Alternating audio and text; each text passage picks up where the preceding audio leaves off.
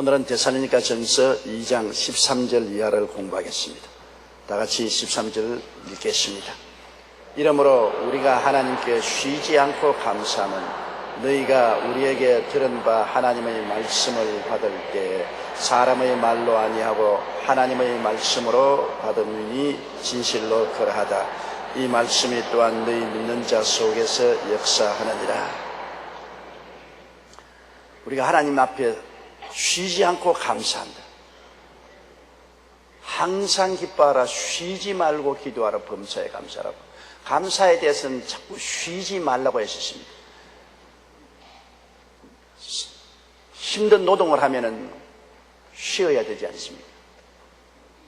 6일 동안 일하고 일했째는 하나님이 쉬라고 말씀하시고 낮에는 일하고 밤에는 쉬는 것인데, 감사는 자나 깨나 쉬지 말라는 것입니다.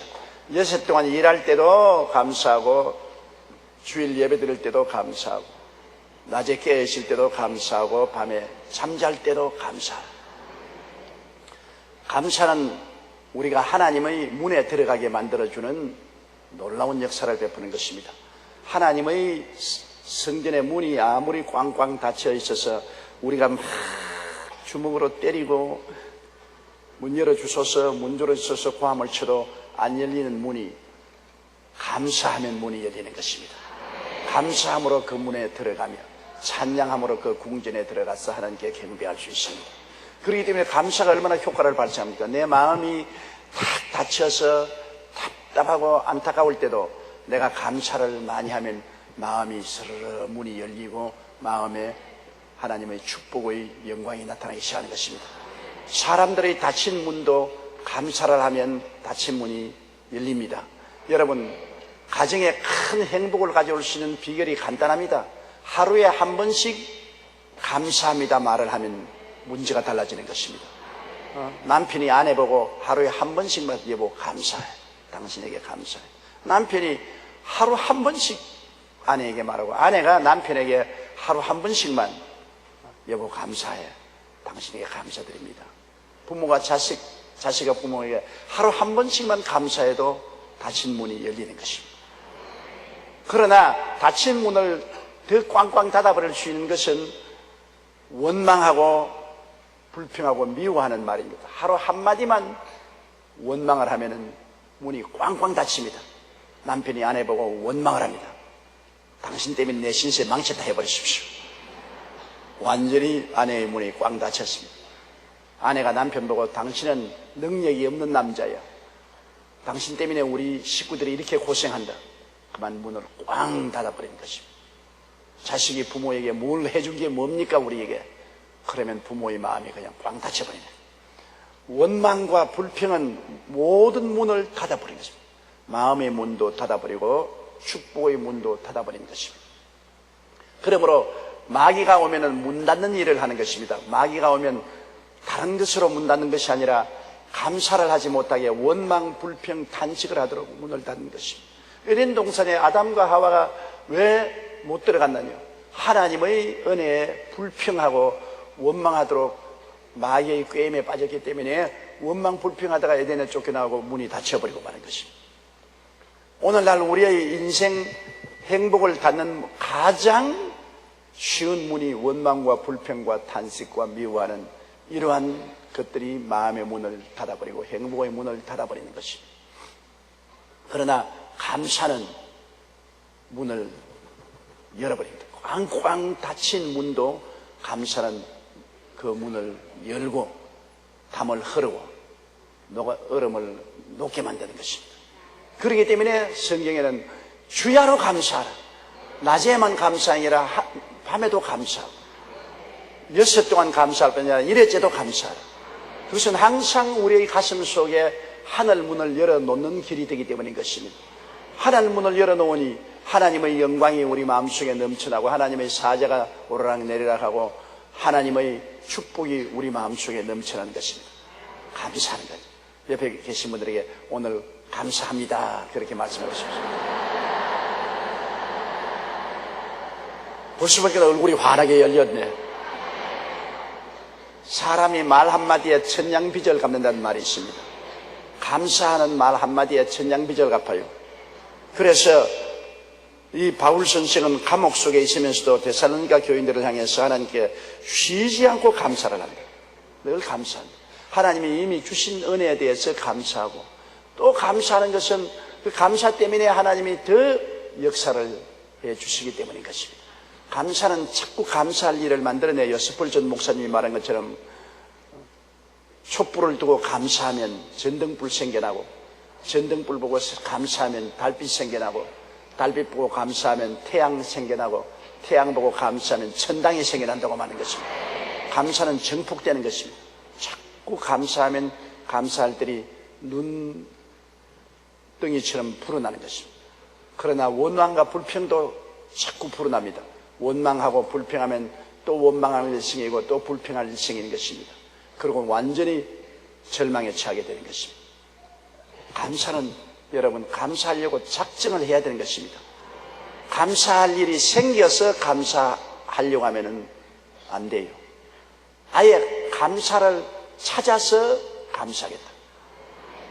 하나님이 여러분에게 복 주실 때 여러분 잘한 행동을 찾아서 복 주시는 것보다도 하나님은 확대경을 들고 여러분 생애를 들여다보면서 잘난 점을 찾아서 복을 주시는 것입니다. 우리는 죄 덩어리고 못난 사람들 아닙니까? 그냥 보아하면 다 못난 사람들이에요. 그 못난 사람들을 하나님께서는 확대경을 대놓고 잘난 점을 찾아내는 것입니다.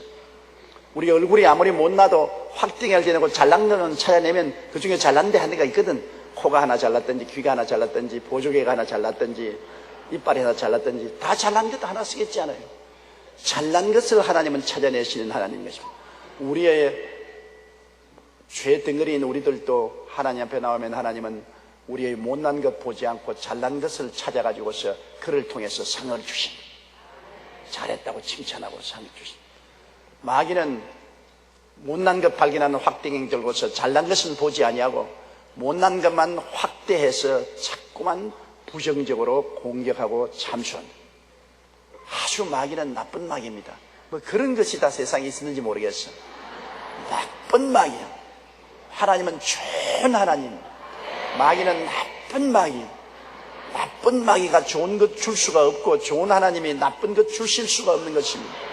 우리는 좋은 하나님 편에 찰싹 붙어서 하나님을 섬기고 사랑하고 따라가야만 할 것인 것입니다. 바울 선생이 데살로니가 교인들에서 감사함은 너희가 우리에게 들은 바 하나님의 말씀을 받을 때 사람의 말로 아니하고 하나님의 말씀으로 받음이니. 하나님은 오늘날 여러분 직접 우리에게 성령으로 말씀하지 않지 않아요. 하나님께서 직접 말씀한 사람은 구약의 선지자 혹은 제사장 혹은 왕들에게 대해서는 하나님이 직접 말씀하실 때가 많이 있었습니다. 그러나 우리 인생들에게서는 하나님이 사람을 통해서 말씀을 하시거든요. 사람을 통해서 말씀하십니다. 하나님이여 사람을 통해서 말하지 마시고 오늘 우리에게 직접으로 말씀하옵소서. 그렇게 기도해도 소용이 없습니다. 직접은 좀처럼 말씀 안 합니다. 저도 직접 말씀해달라고 여러 번 기도해도 하나님이 고요하고 잠잠한 음성을 통해서 마음속에 말씀하시고 성경 말씀을 통해서 말씀하시고 내 이웃에 있는 사람의 입술을 통해서 말씀하시지 직접으로 내 귀에 쨍쨍 울리도록 하나님 말씀하시는 말씀은 들어본 적이 없습니다. 그런데 바울 선생께서 하나님의 종으로서 성령이 충만하여 복음을 증거하러 데살로니가에 갔을 때 그들이 그리스도의 복음을 증거하니까 데살로니가 사람들이 그 바울 선생이나 그 일행의 말로 받지 않고 그 입에서 나오는 말씀을 하나님이 직접 하시는 말씀으로 받아들였다. 그래야 은혜를 받아요. 여러분, 저도 주일날이나 수요일 강단에서 말씀을 증거할 때 상당히 기대를 가지는 것은 저는 여러분에게만 설교하는 것이 아니라 날 보고도 설교를 하는 것입니다. 제가 주일날 설교를 할 때 성도들만 그 설교 듣는 것이 아니라 제가 저희 설교를 듣고 있어요. 제 입을 통해서 나오는 하나님의 말씀에 저도 귀를 기울이고 저도 회개하고 감동하고 은혜 받고 기뻐하고 눈물 흘리고 하는 것입니다. 수요일날 성경 강의할 때도 제가 기도를 많이 하고 하나님께 의지하고 나가기 때문에 상당히 기대를 가지고 나옵니다. 성령께서 제가 상상하지 못한 말을 제 입술을 통해서 하시는 것이니까 여러분만 하나님 말씀을 듣는 것이 아니라 설교를 하는 저도 하나님 말씀을 듣고 있는 것입니다. 하나님은 오늘날 주의 종들을 통해서 말씀하시는 것입니다.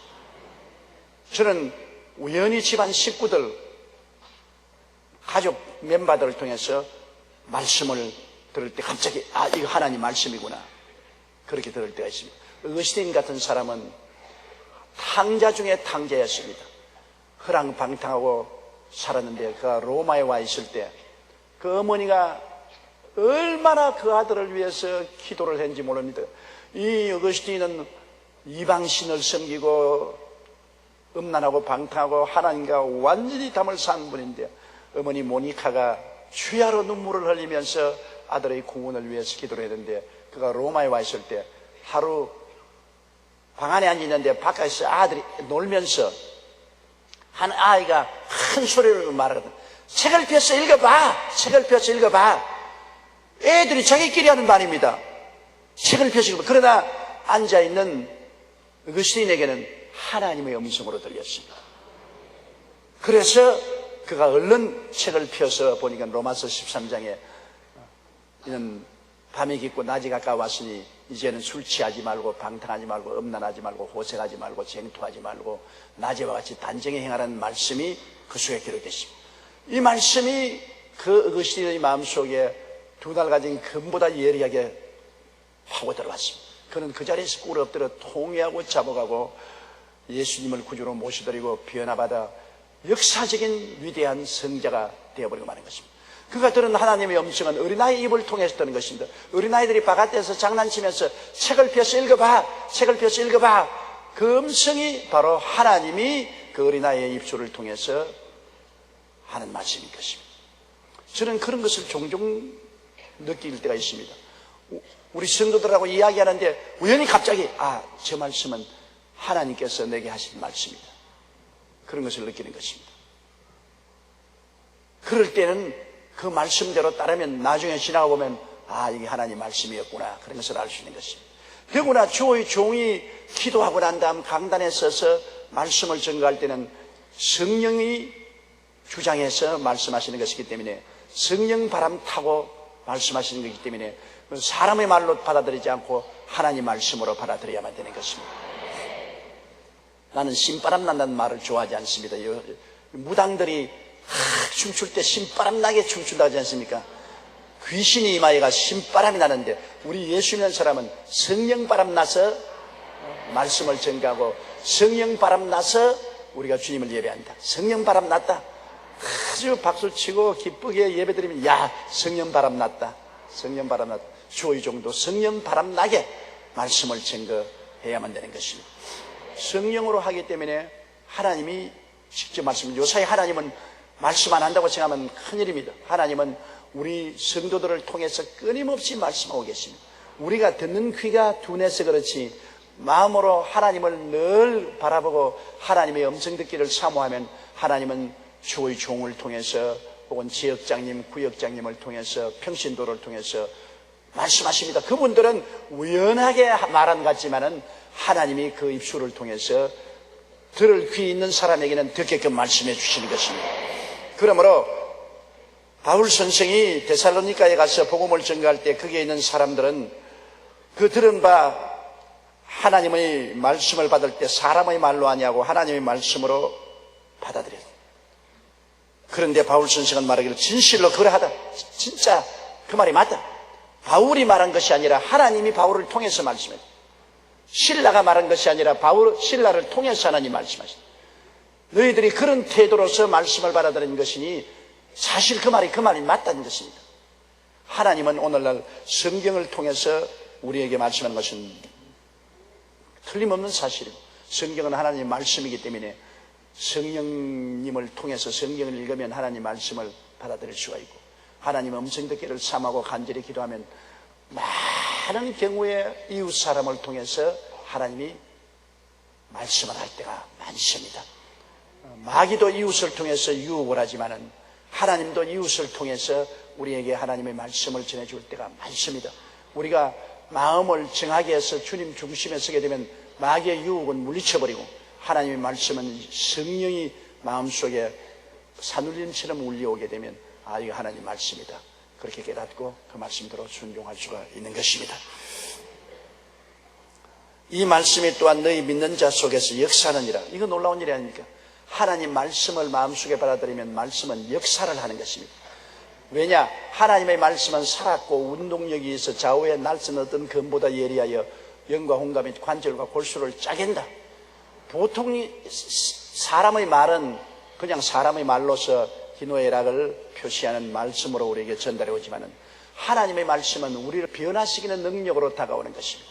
하나님의 말씀은 하나님의 역사를 위해서 주신 것입니다. 비와 눈이 하늘에서 내려서 그대로 돌아가지 아니하고 땅을 적셔 씨를 심는 자에게 열매를 주는 것 같이 하나님의 말씀도 보낸 말씀을 그대로 이루시는 것입니다. 하나님과 하나님 말씀은 분리할 수 없어요. 하나님을 여러분 말씀 속에서 만나야 되는 것입니다. 하나님은 바로 말씀이십니다. 태초에 말씀이 계시니라. 이 말씀이 하나님과 함께 계시니 이 말씀이 곧 하나님이시니라. 만물이 그로 말미암아 지은 바 되었으니 지은 것이 하나도 그가 없이는 된 것이 없느니라. 하나님은 곧 말씀이신 것입니다. 그러므로 오늘날 또 우리가 하나님 말씀을 들여다보고 하나님 말씀을 가슴 속에 받아들이면 하나님을 모셔드리는 것이 되는 것입니다. 하나님을 말씀과 동떨어져서 만나려고 애를 쓰지 마십시오. 하나님은 오늘날 말씀 속에서 우리에게 찾아오시는 것입니다. 말씀을 받아들이면 하나님을 받아들이고 하나님 받아들이면 하나님이 우리 속에 역사하는 것입니다. 저는 늘 절실히 느끼는 것이 치료의 말씀, 베드로전서 2장 24절 제가 채찍에 맞음으로 너희가 나음을 입었나니라. 이 말씀은 하나님 말씀이신 것입니다. 하나님 말씀은 곧 하나님이신 것입니다.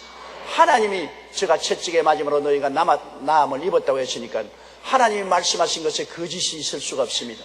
하나님은 영원히 참되시다 할지어다고 말씀하고 있는 것입니다. 그러므로 하나님이 제가 채찍에 맞음으로 너가 나음을 입었다면 이 말씀을 받아들인 자는 하나님을 받아들인 것입니다. 하나님이 거짓이 없으신 거로 하나님께 전적으로 의지할 수 있는 것입니다. 눈에는 아무 증거 안 보이고 귀에는 아무 소리 안 들리고 손에 잡히는 것 없어도 하나님 말씀을 받아들이고 전적으로 의지하면 그 말씀이 살아서 역사하는 것입니다. 말씀을 우리가 받아들이고 기적은 하나님이 행하시는 것입니다. 그러므로 이 말씀을 받아들인다는 것 굉장히 중요하지요. 요한복음 15장에도 너희가 내 안에 가고 내 말이 너희 안에 거하면 하나님 말씀을 마음속에 깊이 받아들이면 묵상하고 받아들이면 무엇이든지 원하는 대로 구하라 이루리라. 말씀이 들어오면 믿음을 마음속에 생산하는 것입니다. 믿음은 들음에서 나며 들음은 그리스도의 말씀으로 말미암는다고. 하나님 말씀을 받아들이면 하나님 말씀이 마음속에 믿음을 산출하고 믿음이 생기면 기적이 일어납니다. 하나님을 믿으라. 이 산들을 명하여 저 바다에 던지라고 그 말한 것이 이룰 줄 마음에 믿고 의심하지 아니하면 그대로 되리라. 무엇인지 기도하고 구한 것은 받은 줄로 믿으라. 그리하면 그대로 되리라. 믿음은 위대한 힘이 있습니다. 여러분, 무엇인지 믿고 구하는 것은 다 이루리라고 말씀하신 것입니다. 자씨만한 믿음만 있으면 산들을 명하여 바다에 던지라도 된다고 했어요. 그 믿음이 어떻게 생깁니까? 말씀을 받아들일 때 생기는 것입니다. 그 믿음은 보통 믿음이 아니라 하나님의 믿음인 것입니다. 세상 사람들의 믿는 믿음이 아니라 하나님의 믿음인 것입니다. 말씀을 통하여 하나님의 믿음이 들어와서 역사하는 것입니다. 그렇기 때문에 우리가 설교 들을 때 하나님 말씀을 마음속에 깊이 받아들이고 그 말씀을 내 마음속에 묵상하며 믿으면 기적이 일어나게 되는 것입니다. 울어도 못하네, 힘쓰도 못하네, 애쓰도 못하네, 믿으면 하겠네. 믿기만 하면 마음속에 놀라운 기적이 일어나게 되는 것입니다. 아, 이 믿음이 얼마나 귀한지 말로 다 할 수 없어요. 믿음은 여러분 하나님이 주시는 말로 형용할 수 없는 보배인 것입니다. 그런데 이 믿음은 우리가 하나님 안에 거하기 위해서 죄를 회개하고 내 중심으로 살지 않고 하나님 중심으로 꽉 서고 하나님을 섬기기 위해서 살면 주 안에 거하게 되고 그 다음 말씀을 듣고 말씀을 읽어서 말씀이 내 마음속에 확 들어와서 말씀을 품고 믿으면은 그 사람의 기도는 천지를 변화시키는 것입니다. 내 인생과 내 가정과 내 환경을 변화시키는 역사를 베풀어 주시는 것입니다. 이 말씀이 또한 너희 믿는 자 속에서 역사하느니라. 말씀이 역사하기 때문에 우리가 희망이 있습니다. 말씀이 와서 역사에서 우리 죄인을 의인으로 만들고 세속적인 사람을 거룩하게 만들고 병든 자를 고치시고 저주받은 자에게 복을 내리시고 죽는 자에게 천당 영생을 주시고 말씀이 와서 역사함으로 영혼이 잘되고 범사에 잘되며 강건하고 생명을 얻되 넘치게 얻는 역사가 일어나게 되고 말씀이 들어와서 운동력을 바람으로 택하신 족속이 되고 왕같은 제사장도 되고 거룩한 나라도 되고 주인 백성도 되는 이러한 큰 은혜가 임하는 것입니다. 주의 말씀을 여러분 그러므로 우리가 마음속에 깊이 받아들이고 묵상하고 그 말씀을 믿게 되시기 바랍니다. 그러면 여러분의 생애 속에 하나님이 권세와 능력을 나타낸 것입니다. 여러분이 하나님 말씀을 받아서 믿고 엎드려 기도하면 역사하는 일이 기도에서 나타난 것입니다. 저 사람은 무릎을 꿇고 기도만 하면 변화가 온다. 저 사람 보통 사람 아니다. 저 사람 하나님의 사람이다. 왜? 말씀을 받아들이고 믿고 꿇어 엎드려 기도하기 때문에 역사가 나타나기 때문인 것입니다. 역사가 안 나타나면 아무것도 아니에요. 왜 우리 하나님을 믿는 믿음이 위대하냐면 하나님을 믿는 믿음은 하나님이 역사하기 때문인 것입니다. 하나님이 역사하지 않고 그냥 우리가 종교적인 형식이나 의식만 집행한다면 우리 교회 왜 와요? 교회 와서 그저 우리가 형식이나 의식 그것만 집행하고 여전히 죄는 그대로 남아있고 여전히 술 취하고 방탕하고 음란하고 세상적이고 여전히 병들어 있고 여전히 못 살고 저주받고 여전히 불행하고 그러면서 종교만 믿고 왔다 갔다 하면 무슨 소용이 있어요? 역사하지 않은 믿음은 필요 없어요. 오면 역사가 일어나야지. 교회에 와서 말씀을 들으면 역사가 일어나서 와 저런 변화가 일어나는구나. 하나의 혼인잔치에 예수님 말씀 한마디에 물이 변하여 포도주가 되는 역사가 일어난 것입니다. 변화의 역사가 일어나는. 우리는 예수를 믿고 교회에 나와서 자꾸 변화받는 것입니다. 나쁘게 변화받는 것이 아니라 좋게 변화받는 것입니다. 영혼이 잘되게, 범사가 잘되게, 강건하게, 생명을 얻되 풍성히 얻게, 또 이웃을 사랑하고 남을 위해서 수고하고 봉사하는 변화가 우리 속에 일어나게 되는 것입니다. 바울 선생이 데살로니가 교회에 감사한 것은 그들이 전도한 말씀을 하나님 말씀으로 받아들이고 그 말씀이 그들 속에 들어와서 역사에서 그들로 하여금 분명한 하나님의 백성으로서 변화를 가져오게 된 것입니다. 우상숭배에서 돌아오고 세속에서 돌아오고 악에서 선으로 돌아오고 모든 사람들 앞에서 진주와 같이 변하게 된 것입니다. 그래서 바울 선생은 기뻐하고 좋아하는 것입니다. 말씀이 받아들여지면 변화가 다가오게 되는 것입니다. 나의 힘과 노력으로 되는 것이 아닙니다. 말씀이 역사하는 것입니다. 그 다음요 14절 형제들아 너희가 그리스도 예수 안에서 유대에 있는 하나님의 교회들을 본받은 자 되었으니 저희가 유대인들에게 고난을 받음과 같이 너희도 너희 나라 사람들에게 동일한 것을 받았느니라. 데살로니가 교인들이 핍박을 많이 받았어요. 왜냐하면 핍박을 받을 수밖에 없는 게 세상 마귀가 세상을 점령해서 이 세상을 육신의 정욕, 안목의 정욕, 이 세상을 따라서 살도록 꽉 잡아놨는데 예수를 믿고 세상에서 하나님 아들 나라로 들어왔으니까 전쟁이 붙는 것이죠. 우리 속에 세상 나라가 들어있다가 예수님이 들어오시자 세상 나라가 쫓겨나가고 하늘나라가 들어오니 나라가 달라지는 것입니다. 나라가 달라지고 빛의 나라, 어두움의 나라, 선의 나라, 악의 나라, 천국, 세상 지옥 나라가 달라지기 때문에 서로 부딪혀서 소리가 날 수가 없는 것입니다. 예수 믿고도 세상이 다 그대로 받아들인다면 그는 나라가 안 달라진 것입니다. 가짜입니다. 완전히 나라가 달라지고 생각이 달라지고 말이 달라지는데요. 어찌할 도리 없이 달라지지요. 그렇기 때문에 성경에 믿지 않은 자와 멍에를 같이 하지 말라는 말은 멍에라는 것은 같이 평생을 사는 결혼을 말하는 것인데 한 멍에 속에 들어가서 같이 멍에를 끌고 나가는데요. 나라가 다른 사람이 한 멍에 밑에 살려고 하니까 기가 막히죠. 세상 말 하는데 이 사람은 천당 말하고 세상으로 노는데 저 사람은 천당으로 놀고 세상으로 가는데 저 사람은 교회로 가고 완전히 생각이 달라지고 말이 달라지고 행위가 달라지는 거죠. 그러니 여러분 정말로 신앙이 다른 사람끼리 모여서 결혼 생활을 할 수 있다는 것은 굉장히 위험한 일인 것입니다. 제일 처음에는 육정으로 합치는 것은 그거는 아무것도 없이 육이 요구하기 때문에 육의 요구에 목마른 사람 물 마시는 것처럼 배고픈 사람 밥 먹는 것처럼 육신의 성적인 욕망 때문에 남녀간에 만나는 것은 순식간에 얼마 안 있으면 사라지는 것입니다. 그런 육신적인 욕망으로 모이는 것은 욕망만 채워버리면 그 다음에는 완전히 딴 사람이 되어버리고 이용 가치가 없으십니다. 자기가 욕망이 있을 때는 상대를 이용 가치로 생각하죠. 서로 이용하고 난 다음 서로 이용 가치가 없으시면 서로 헤어지는 것입니다. 가장 중요한 것은 정신적으로 일치가 돼야 됩니다. 서로 생각이 일치가 되어야 되고 마음의 꿈이 하나가 돼야 되고 믿음이 하나가 돼야 되고 말이 일치가 돼야 되는데 이게 전혀 안 맞는데 어떻게 삽니까? 그러므로 젊은 사람들이 양편 가문에 끌려서 그렇지 않으면 학교 졸업장에 끌려서 미모에 끌려서 재물에 끌려서 신앙 제껴놓고 결혼을 합니다. 나중에는 그 육신적인 것은 잠시 잠깐입니다. 육신적인 만족은 여러분 얼마 안 갑니다. 이 세상에 모든 꽃이 열흘 가는 꽃이 없지 않습니까? 열흘만 지나면 시들어지는 것입니다. 육신적인 아름다움은 얼마 있지 않냐면 아름다운지 안 아름다운지 몰라요. 여러분 남편이 미남으로 보이는 사람 손 한번 들어보세요. 제일 처음에는 야 미남이라고 생각했겠지요. 얼마 있으면 그게 그거야. 자기 아내가 굉장히 아름답다고 처음에는 생각하지요. 그러나 세월이 흘러가면 그것도 또 덤덤해지는 것입니다. 어느 정도 덤덤해지냐. 솔로몬은 자꾸 이쁜 여자만 찾아낸 결과에 마누라를 700명, 첩을 300명을 바꾸어서 1000명의 여자를 데리고 살고 난 다음에도 헛되고 헛되니 또 헛되고 헛되다.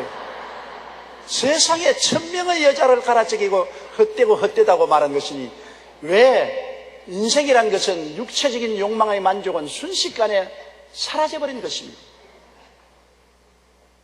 인생에 가장 중요한 것은 마음의 사상이 같아야 되는 거예요. 생각이 같아야 돼요. 같이 예수 그리스도를 믿고 하나님을 섬기면 그리스도 안에서 즐거워하고 그리스도 안에서 기뻐하고 고난도 함께 참고 그렇게 되잖아요. 그러므로 예수 믿는 사람은 세상이 다릅니다. 이 세상과 하늘나라가 너무나 다르지 않습니까? 빛과 어두움이 어떻게 같이하며 성령과 벨리알이 어떻게 같이하며 성전과 우상이 어떻게 같이하겠습니까? 같이 못하지. 그러므로 핍박을 당하게 되죠. 예수 믿는 사람이 많은 천국이 많이 있는 사람 속에 세상 사람이 들어오면 못 견디내죠. 못 견디내요. 예수 믿는 세계 속에 안 믿는 사람이 들어오면 도저히 못 살아납니다. 아유 몸소리가 난다. 밤낮 엎드리면 늘 기도하고 찬송하고 할렐루야 하고 몸소리가 난다. 못 견디내죠. 그러나 안 믿는 사람 속에 예수 믿는 사람이 들어가면은 또한 견디기가 힘이 드는 것입니다. 너무나 생각이 다르고 말이 다르고 행위가 다르고 삶의 방향이 다 다릅니다. 그러니 그 사람들을 안 따라가면 저항을 하게 되고 저항을 해야 되면 핍박을 받게 되는 것입니다. 근데 우리나라는 정말로 감사하게 여러분 예수 그리스도 복음이 들어온 지 120년 동안에 오늘날 1000만 명 이상의 크리스찬들이 삶으로 이 땅에 기독교가 인정을 받고 우리 기독교 문화가 정착을 했기 때문에 이제 우리를 죽일 놈 살릴 놈 핍박은 못해요. 가끔 가다가 사이드베이스로 핍박을 하지. 예수 믿는 덩치가 너무 커졌기 때문에 하늘나라의 덩치가 너무 커졌기 때문에 그렇게 쉽게 핍박을 하나 짓밟을 수 없게 되었지만 초대에 우리 한국의 복음을 증거한 사람들은 국가적인 능력을 동원해서 죽였어요. 처음 카톨릭교가 한국에 들어오고 난 다음에 대원군 시절에 얼마나 많은 신자들을 죽였습니까? 절두산에서 3000명의 목을 베었습니다. 세상에 들어오니까 세상이 감당하지 못하면 더구나 우리 한국에 기독교가 들어오고 난 다음 가장 큰 충돌을 받은 것은 조상제사. 다 조상제사 지냈는데 기독교 신자들은 조상제사를 신이라고 붙여놓고 우상에 절할 수 없다. 제일 먼저 문화적 충돌인 것입니다. 그리고 이미 이 땅에 여러 가지 다른 종교가 많이 들어와 있습니다. 집집마다 그런 다른 종교를 믿고 있는데 기독교 신앙을 가지고 들어오니까 다른 종교와 부딪히는 것입니다.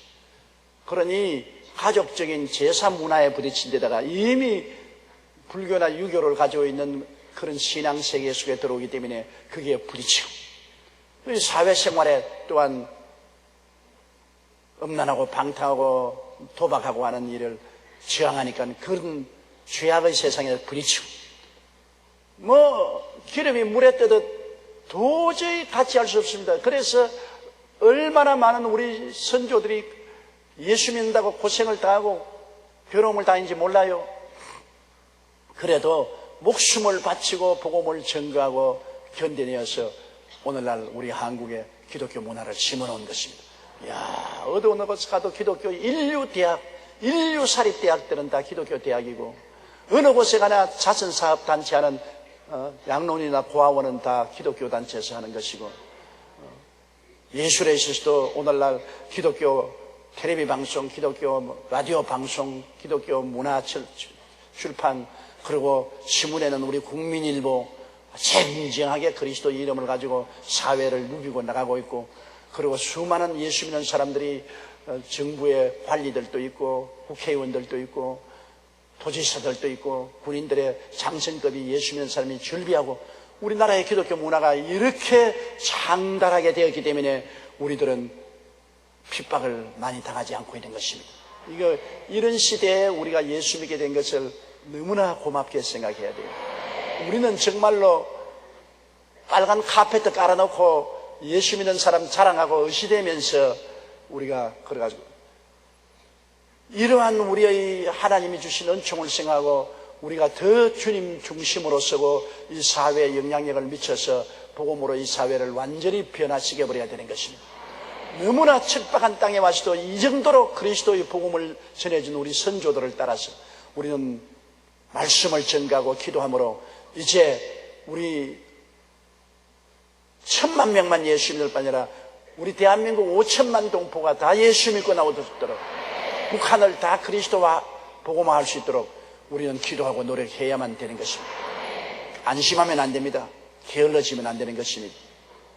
구라파가 말씀을 저버리고 성령의 은혜를 저버리고 기독교가 형식 의식화되자 기독교 공동묘지가 되고 말한 것입니다. 구라파는 모든 교회가 다 골동품이 되고 말한 것입니다. 관광지가 되고 말았어요.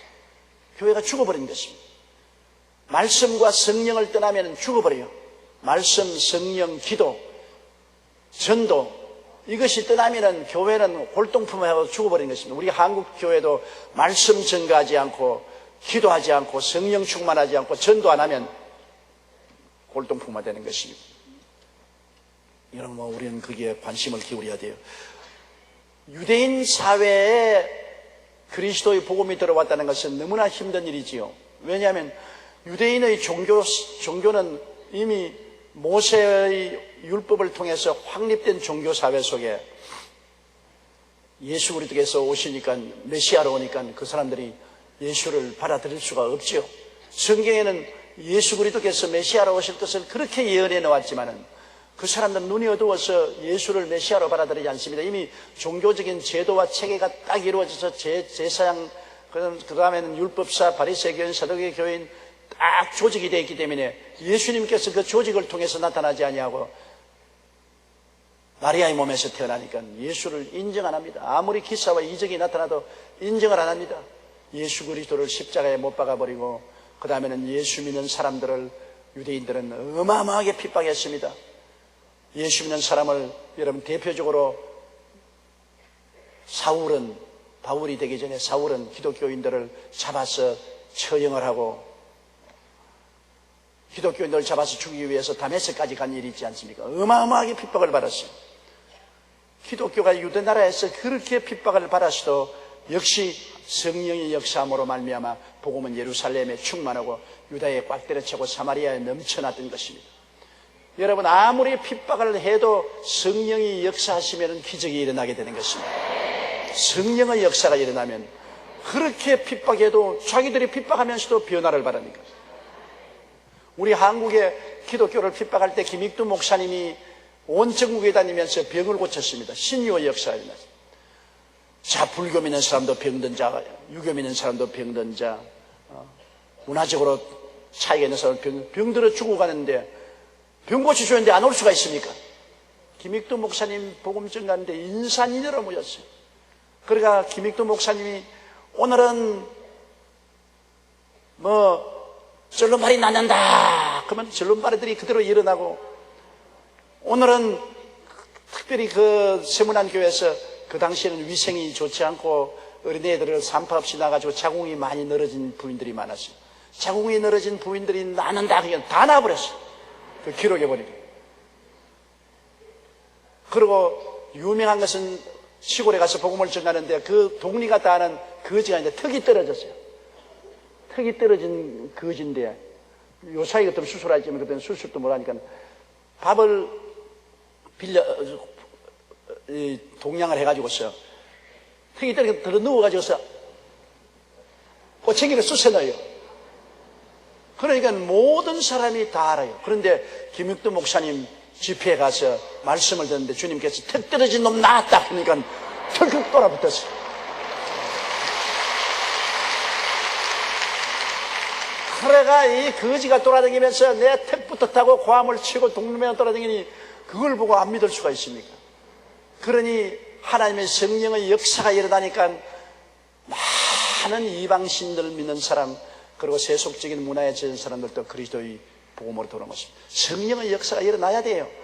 그러지 않고 그냥 종교인 기독교를 가지고 그냥 나와서는 사람들이 네 종교 내 종교 다를 게 뭐냐, 우리 이미 다 가지고 있는 종교인데 서양 종교 또 받아들일 필요가 어디 있느냐, 안 받아들이죠. 다른 종교는 역사가 없지 않습니까? 다른 종교에는 역사하는 힘이 없지만은 우리는 예수 그리스도의 죽었다가 부활하신 은혜를 통해서 성령의 역사심이 나타나기 때문에 사람들이 변화받는 것입니다. 그러므로 여러분, 우리는 어쩐지 말씀을 믿고 기도해서 성령 충만하십시오. 성령 충만해야 역사가 일어나는 것입니다. 개인도 성령 충만, 가정도 성령 충만, 교회도 성령 충만, 그러면 사회가 변화받기 시작하는 것입니다. 성령의 역사 아니고는 유대민족들이 구원받을 수 없어요. 그렇게 핍박받으면서도 유대나라가 그리스도의 복음으로 확고한 기초를 잡게 된 거예요. 그래서 바울 선생이 말하는 내 데살로니가 교인 너희들도 유대나라의 기독교인들처럼 너도 하늘나라가 들어오고 세상나라에서 나오니까 세상나라에 속한 데살로니가 정부를 동원해서 온 관리들이 함께 힘을 합쳐서 어마어마한 핍박을 받았습니다. 그러나 데살로니가 교인들도 성령이 충만해서 성령으로 말미암아 그 모든 핍박을 이기고 데살로니가를 변화시킨 것입니다. 15절요. 유대인은 주 예수와 선지자들을 죽이고 우리를 쫓아내고 하나님을 기쁘시게 아니하고 모든 사람에게 대적이 되어. 바울 선생은 유대인에 대한 감정이 좋지 않습니다. 왜냐하면 바울 선생 자신이 유대인이지만은 그도 옛날에 유대인일 때는 이름이 사울로 해서 얼마나 기독교인들을 핍박했습니까? 감옥에 가둬놓고 죽이고 했습니다. 그러니까 바울 선생이 이 말씀하실 때 당신의 과거가 생각이 났을 겁니다. 우리 한국말로는 개구리 올챙이 시절 모른다고 바울 선생도 자신이 유대인으로서, 유대인 중에 유대인 바리새파로서 얼마나 기독교회를 핍박하고 기독교인들을 잡아 죽였지 않습니까? 그러고 난 다음 바울 선생이 성령의 기적으로 예수님을 만나고 변화되어 예수 믿게 되고 난 다음 당장 다메섹에서 유대인들이 바울을 죽이려고 하며 대문으로 못 나오고 예수 믿는 사람들이 그걸 뭐라 그럽니까? 삼태기에 담아가지고서 성에서 이렇게 줄로 달아내렸어요. 예수 믿자 말자 유대인들은 바울을 죽이려고 했습니다. 그가 예루살렘에 와서 복음을 전가하려니까 예루살렘에 있는 유대인들이 그를 죽이려고 하며 그가 예루살렘을 떠나서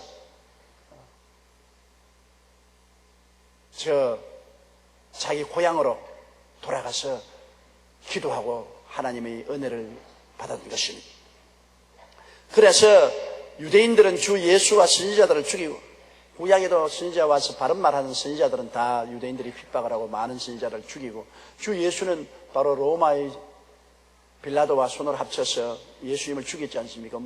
죽이는 고난은 빌라도의 손에 있으니까 본디오 빌라도가 죽였지만은 예수님을 죽이도록 고발한 것은 바로 유대인들인 것입니다. 대제사장, 바리새교인, 사두개교인 유대인들이 예수님을 잡아서 로마 총독에게 고발해서 로마 총독이 그 압력에 못 이겨서 예수님을 십자가에 못 박아 죽인 것입니다. 나는 생각할 때 빌라도가 가장 참 억울한 죄인입니다. 빌라도는 예수 그리스도를 신문해 보고 죄가 없는 줄 알고서 예수 그리스도를 놓아주려고 애를 여러 번 썼습니다. 그래도 너무나 유대인들이 압력을 가하니까 나중에 물을 가져와서 손을 씻고 내 손에 이 피를 묻히지 않는다. 너희가 피값은 너희 책임지라. 그러고 난 다음에 예수를 십자가에 못 박혀 내주는데 자기가 개인적으로는 어떻게 생각했든 예수님을 죽일 수 있는 고난은 빌라도밖에 없습니다. 그런데 예수님을 죽도록 내준 그 죄 때문에 온 천지가 기도할 때마다 본디오 빌라도에게 고난을 받았사 십자가에 못 박여 죽었습니다. 아마 빌라도가 지금 지옥에 앉아 있어도 하루도 안 편할 겁니다. 온 세계가 빌라도 이름을 다 바랍니다. 주야로요. 우리가 낮이면 미국은 밤이고 미국이 낮이면 우리가 밤인데 낮에도 빌라도에게 밤에도 빌라도에게 참 불행한 인간으로 태어난 것입니다. 그래서 유대인들은 주 예수와 선지자들을 죽이고 우리를 쫓아내고 바울 선생이 가는 곳마다 쫓겨난 것은 유대인들입니다. 그가 빌립보에서 복음을 전가할 때 빌립보에서 군중들을 동원해서 바울과 실라를 쫓아낸 것은 유대인들이고 데살로니가에서 3주간 동안 복음을 전가하고 난 다음 부흥이 일어나니까 그 충동에서 일어나서 내리 쫓아낸 것도 유대인들인 것입니다. 가는 곳마다 유대인들에게 내어 몰리고 쫓기고 핍박을 받았습니다. 그래서 유대인은 주 예수와 선지자들을 죽이고 우리를 쫓아내고 하나님을 기쁘시게 아니하고 모든 사람에게 대적이 되었다. 하나님을 기쁘시게 아니 하나님 뜻을 자꾸 반영하고 모든 사람에게 대적이 된 것은 유대인들은 선민 사상을 가지고 우리는 다 하나님 아브라함의 이삭 야곱의 자손이고 우리는 환례를 받은 사람이고 너희 이방들은 개다. 그래서 유대인들은 선민 사상을 가지고 있기 때문에 모든 사람하고 대화가 안 돼요. 자기는 선민이고 이방 사람은 개로 취급하니까 이방 사람과 같이 밥도 안 먹고 이방 사람과 같이 교제도 안 하려고 하는 것이니까 이러므로 모든 이방 사람들과 대결이 되는 것입니다. 융통성이 없어요. 아주 폐쇄적입니다.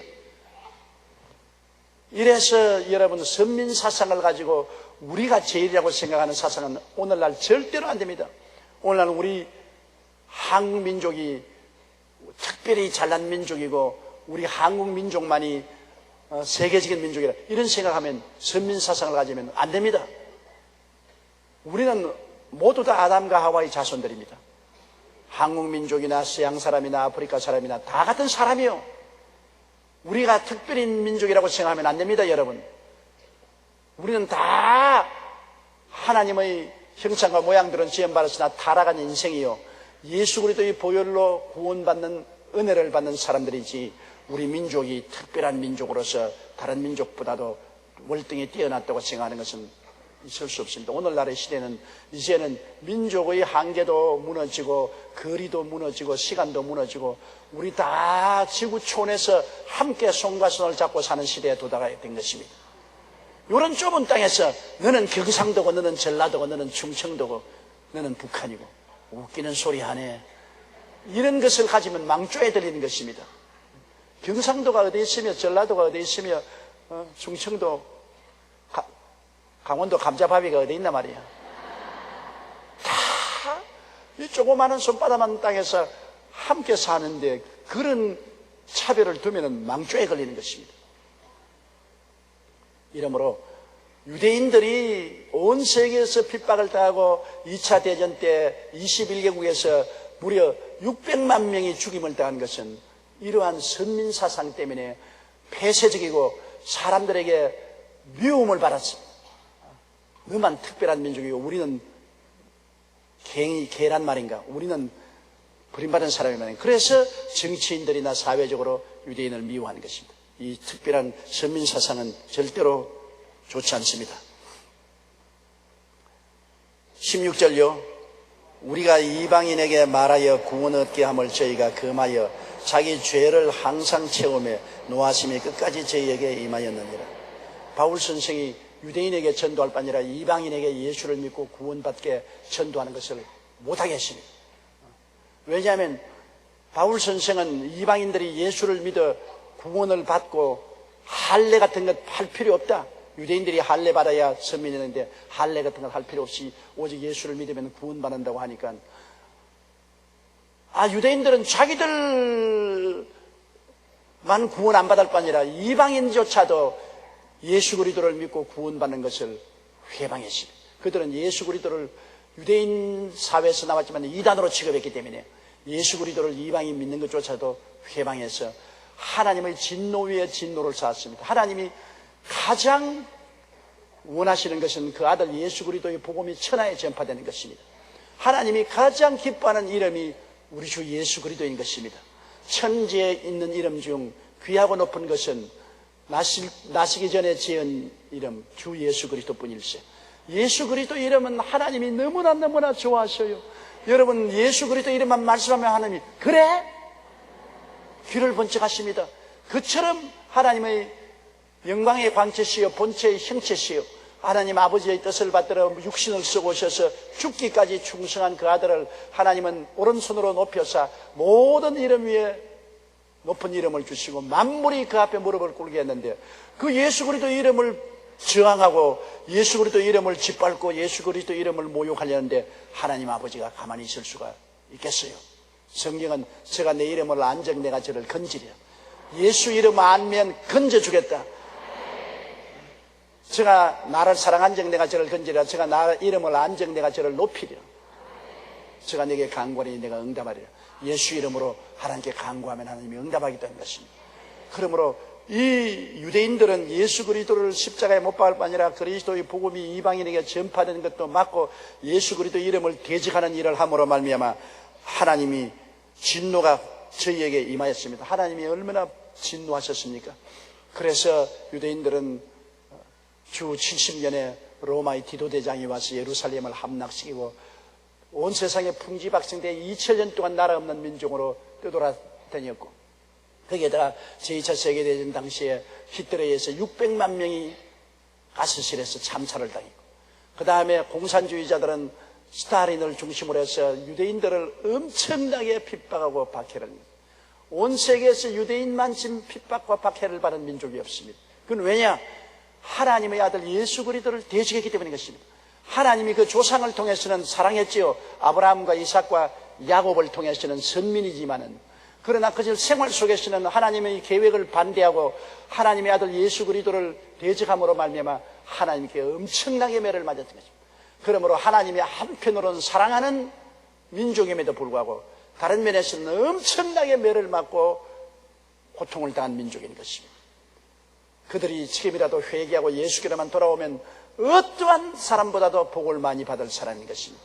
왜냐하면 그렇게 하나님이 매를 때렸음에도 불구하고 하나님은 또한 한편으로 복을 주셔서 세계 학계나 경제계를 주름 잡는 것이 유대인들이 아닌 것입니다.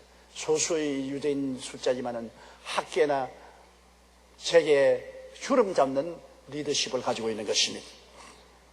17절요. 형제들아 우리가 잠시 너희를 떠난 것은 얼굴이요 마음은 아니니 너희 얼굴 보기를 열정으로 더욱 힘쓰노라. 데살로니가의 핍박이 심해서 바울 선생은 데살로니가에서 피해서 왔지만은 그러나 마음으로는 늘 연연하게 생각하고 있다. 늘 마음으로 생각하고 있다. 떠난 것은 얼굴만 떠났지 마음은 떠나지 않았다. 여러분 참 사랑이란 그런 것입니다. 참 사랑은 얼굴은 떠나 있어도 마음은 늘 같이 있는 것이 사랑인 것입니다. 부모가 자식을 사랑하는 것 여러분 얼굴은 떠나 있어도 늘 마음은 자식 생각하고 있지 않습니까? 하나님이 주신 사랑이기 때문에 늘 자식 생각합니다. 더구나 어머니가 어린아이 젖 먹일 때 저 집이 늘 불어오면 어린애 생각에 정신이 없이 내 어머니하고 옛날에 시장에 갔는데 옛날에는 집에서 나서 장터로 한 20리길을 가서 장이 5일장에서는 시장에서 물건 사는데 어머니가 물건을 사면서 정신이 없어요. 그 왜 그러냐 그러니까 어머니가 젖이 불었어. 내 젖이 불었어. 내 동생이 지금 배고프다. 빨리 가야 된다. 그래서 내 속으로 어머니가 젖이 부른 거하고 동생하고 무슨 상관이 있느냐. 근데 어머니는 지금 시장에서 물건을 사시면서 늘 동생 생각을 하고 젖이 불었으니 동생이 젖 먹을 때가 되었다고 빨리빨리 시장에서 돌아오는 것을 보았습니다. 얼굴을 떠나시나 마음은 늘 같이. 또 서로 사랑하는 애인들도 그렇잖아요. 서로 사랑하면은 얼굴이 떠나 있어도 마음은 늘 같이. 요사이는 애인들 보면은 핸드폰이 있어가지고서 하루에도 수십 번 전화를 하는 거라.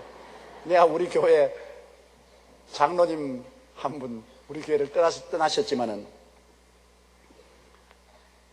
하루는 그 딸 전화 요금이 나왔는데, 전화 요금이 전화 요금이 300만 원이 남았어요, 한 달에. 전화를 그렇게 쓴 적이 없는데, 보니까 딸이 미국에 있는 애인에게 전화를 했어요. 한 달에 300만 원어치 전화를 했으니까 얼마나 많이 했어요? 하루에도 수십 번 전화를 했어요. 그런데 내가 보니까 그 딸이 똑똑하지를 못했어. 왜냐하면 미국에 있는 그 애인은 언제나 딸 보고서 먼저 전화하라 그러거든. 내가 너를 기다리고 있으니 먼저 전화하라. 돈 안 쓰려고 남자는. 그래서 언제나 이 여자 편에서 전화를 걸어가지고서 300만 원어치 전화를 걸었어. 아버지가 노해서 노발대발하고 이리 뛰고 저리 뛰고 있지만, 내가 나중에 그 아버지가 신앙상담학교에 말했으면 너무 노하지 마라. 왜냐, 사랑하니까 돈도 헤아릴 줄 모른다 하니까 다 잊어버려. 돈이고 아버지가 빚을 지는 건 생각할 여가가 없었다. 사랑이 앞서서 그렇다. 앞으로 조심하라 그러지 너무 꾸짖지 말라 그랬습니다만, 사람이 요사이는 마음이 있으면 전화도 같이 있다. 옛날엔 전화가 없으니까 편지를 쓰지 않아요. 편지를 쓰면은 편지가 일주일에 한 번씩 왔다 갔다 하고 그러는데, 요사이는 마음만 있으면 전화를 하거든요. 그래서 전화를 하지요. 근데 바울 선생께 그때 만일 핸드폰이 있어서 주셨더라면 바울이 로마 감옥에서 아마 수천만 원 들 만큼 전화를 했을 거예요. 데살로니가 교인들에게. 왜? 내 마음이 너희에게, 얼굴은 떠나 있지만 마음이 너희에게 항상 같이 있으므로 하루속히 얼굴 보고 싶다. 너무나 보고 싶다. 이것은 바울 선생이 데살로니가 교인을 얼마나 사랑한 증거인 것입니다.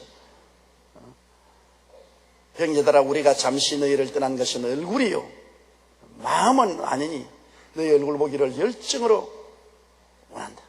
열정으로 원한다. 마음만 가지고도 안 돼요. 얼굴도 봐야 돼요. 마음만 좋으면 뭡니까? 몸도 같이 있어야지.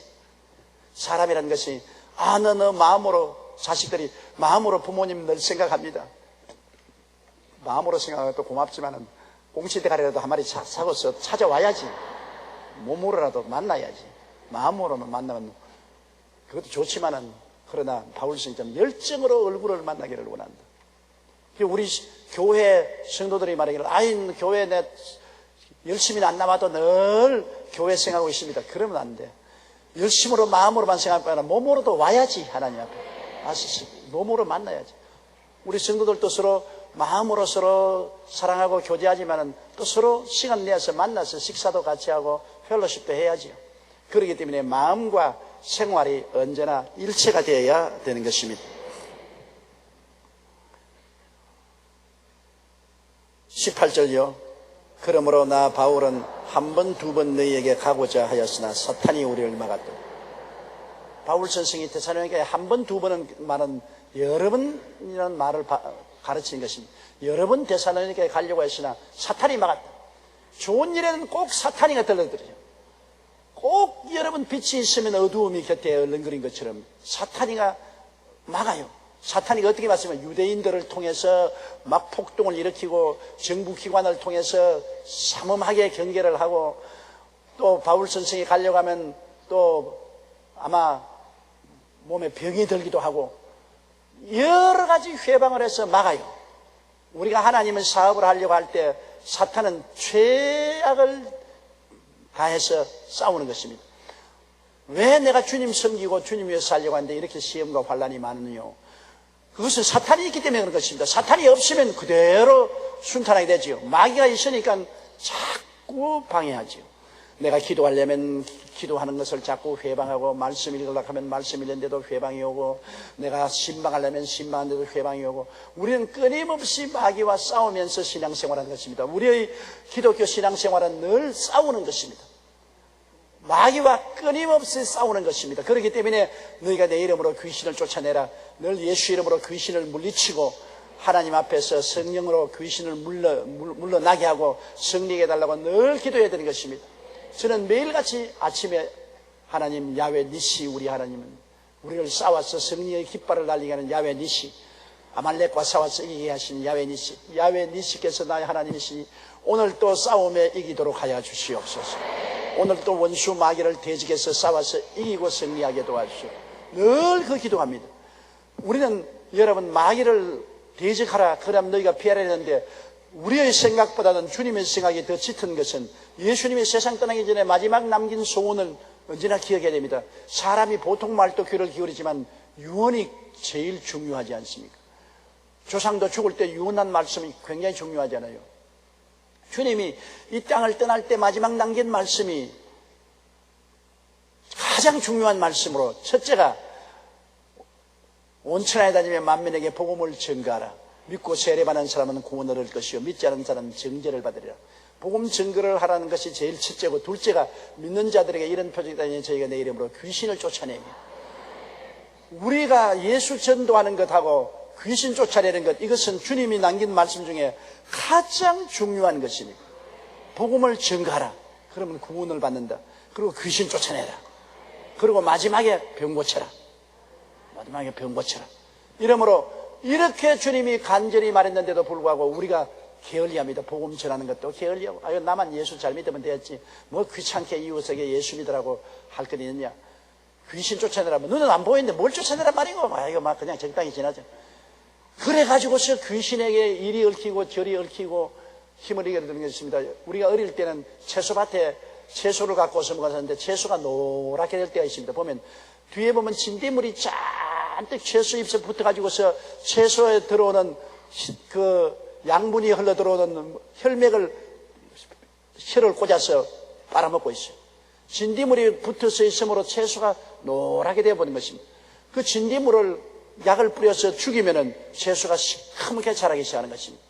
마귀가 여러분 와서 진딧물처럼 들어붙습니다. 붙으면 우리 기도의 길을 빼앗아버리고 믿음의 길을 빼앗아버립니다. 평안의 길을 빼앗아버립니다. 길이라는 것은 성령의 기운을 빼앗아버린 것입니다.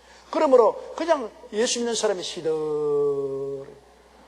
그냥 기도도 시들, 말씀 읽는 것도 시들시들하다가 죽어버린 것입니다.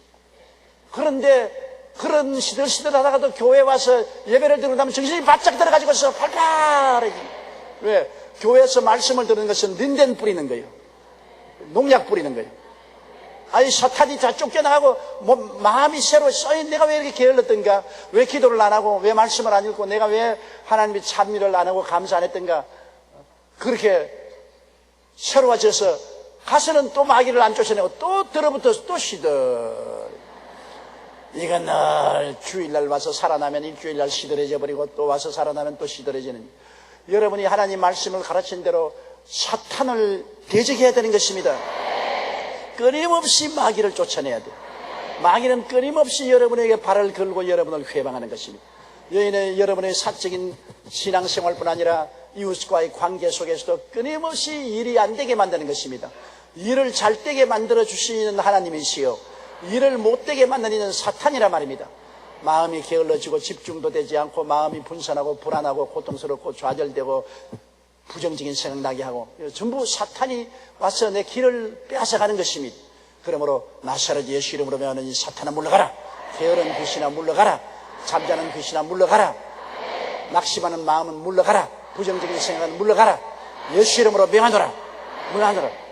귀신을 쫓아내면 쫓겨나가겠다고 말한 것입니다.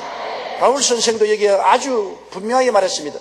바울 선생이 데살로니가 교인들이 너무나 보고 싶고 너무나 사모해서 가려고만 하면은 마귀가 죽을 힘을 다해서 막았다고 말한 것입니다. 죽을 힘을 당해서 막았다. 그러므로 여러분 마귀를 늘 대적해서 이기는 여러분 되시기를 주의 이름으로 축원합니다.